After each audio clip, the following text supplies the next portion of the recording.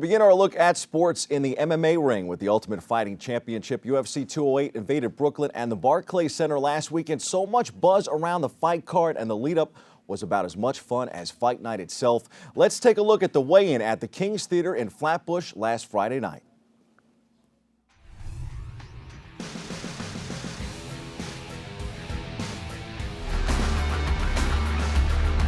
143.5, the official weight for Germaine de Randamie. All right, we step over here and talk to Germaine de Randamie. First of all, congratulations on the title shot. So here you are with an entire nation of Holland behind you. Your thoughts on the eve of your first UFC championship opportunity? First of all, Brooklyn, it's an honor to be here. The only thing I can say is let's make it one hell of a night with all of you. Let's go. Please welcome Holly Holm. 145, the official weight for Holly Holm. You know, it's time. All the hard work's in, and I'm just, it's those moments where I'm worked up, like, gosh, it's tomorrow, and then I think, okay, chill out, because it's not till tomorrow. Enjoy the night. We'll see you tomorrow night. Although some were disappointed with some of the outcomes on fight night, in particular the featherweight title match between Holly Holm and Germaine de Randamie, all in all, it was a great evening of mixed martial arts, only the second time in the Big Apple since becoming a legal sport in New York. The Iron Lady defeated Holm, but the preacher's daughter is seeking an appeal to the outcome of her loss. Her reps drafted a request to the New York State Athletic Commission that it review the job performed by ref Todd Anderson. De Randamie clocked Holm after the bell on more than one occasion, and no points were deducted. Holm narrowly lost the contest. Had a point been taken away, it would have ended in a draw. The Iron Lady wants a rematch with Holm, but it appears she could be headed toward fighting Chris Cyborg Justino. Cyborg was in attendance and originally slated for Holm had it not been for a potential doping violation that is still being investigated. The co-main event also featured Anderson Silva and Derek Brunson, with Silva now 41 years old and arguably the greatest in MMA history, defeating the up-and-coming Brunson. Here's more post the fights.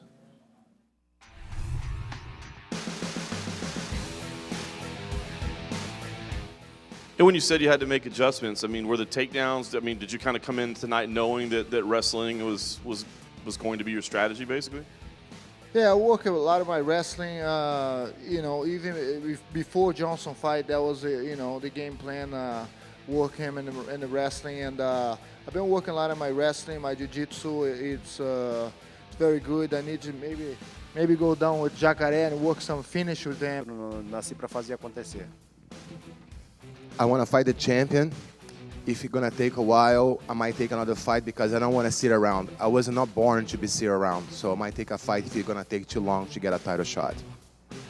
Anderson, was there a time during this fight where you felt 41 years old at all?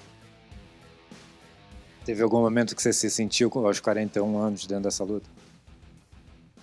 Yeah. Yeah.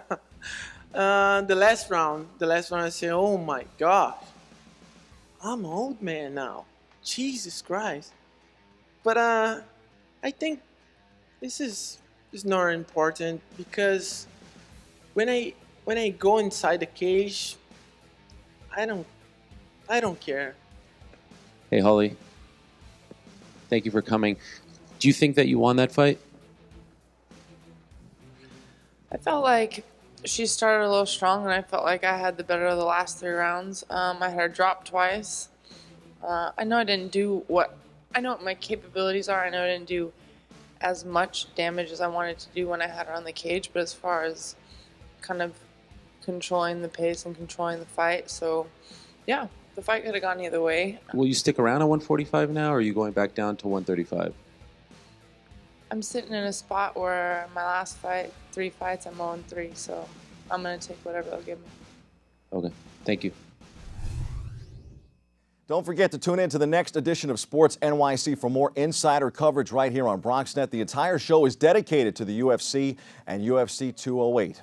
On the NBA hardwood, the Knicks will limp into the All-Star break, having lost 21 of their last 28 games. Star Russell Westbrook scored 38 points and posted his 27th triple-double of the season to help Oklahoma City beat the Knicks 116-105 Wednesday night. The Knicks were cooking early but couldn't keep pace with Westbrook and OKC.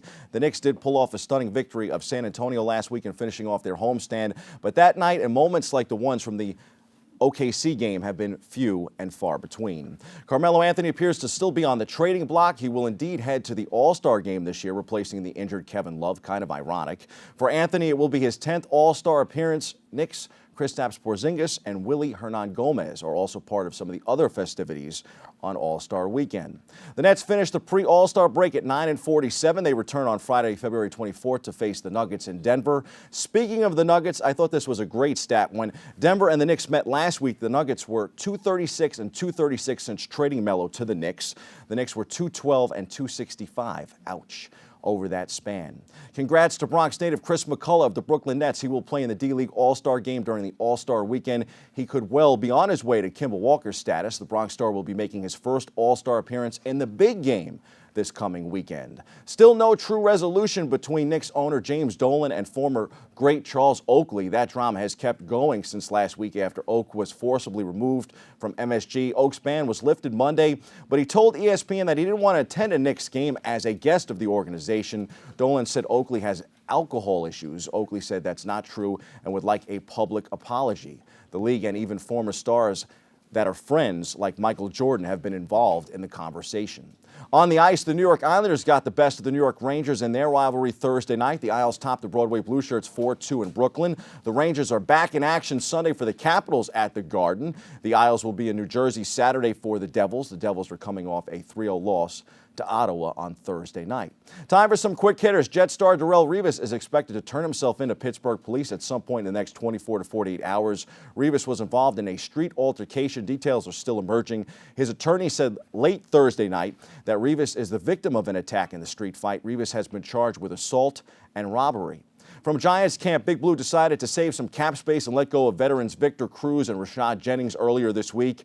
Cruz left his mark on the Giants and will be missed. He never fully recovered from injury, and his part in the wide receiver trip to Miami prior to the playoff game in Green Bay may have sealed his fate. I would not be surprised to see Cruz if he winds up in a place like, let's say, New England. I'm also interested to see if star running back Adrian Peterson doesn't return to Minnesota. If he comes to New York to play with the Giants, AP has flirted with the notion recently.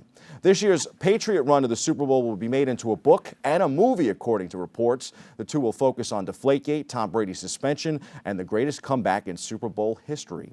Brady and head coach Bill Belichick are the most decorated duo in sports. One New England fan was so elated by the Pats' come-from-behind win over Atlanta and MVP quarterback Matt Ryan that he decided to get a tattoo of Brady's face on his buttocks.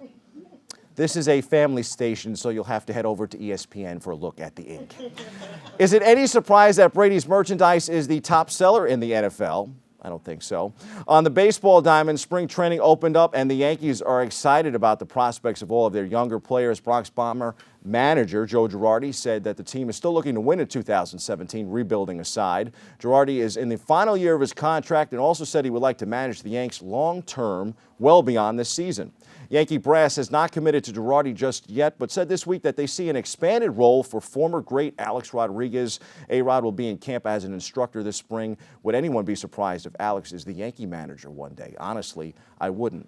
The Pinstripers are also taking a low-budget flyer on Chris Carter. The team officially signed the National League home run leader to a one-year, $3.5 million contract on Thursday. Carter hits bombs, but also whiffs a ton. He can DH and play first base. He'll provide insurance at both positions and is playing for a contract. The Mets are equally excited about the upcoming season. For them, it's not a rookie thing, but rather a quality arms race. The Amazons are hopeful that this is the season that the Fab Five rotation stays healthy enough to compete for a World Series. The Mets are banking on Matt Harvey, Noah Syndergaard, Jacob deGrom, Steven Matz, and Zach Wheeler. Those are the headlines. We hit the C-list for the fight that I believe all MMA and boxing fans want to see.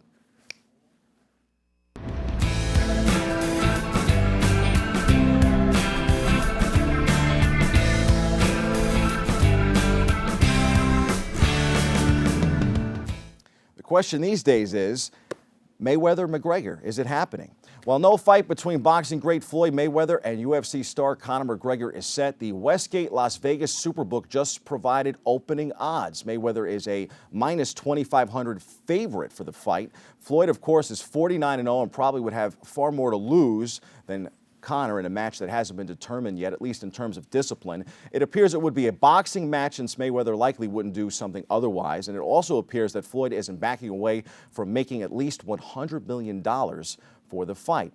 While there are plenty of roadblocks, I truly believe both sides need each other, and I think the UFC needs Conor in big tickets like this. This week, currently suspended from MMA comp, former UFC heavyweight champ Brock Lesnar said he's retiring from pro fighting.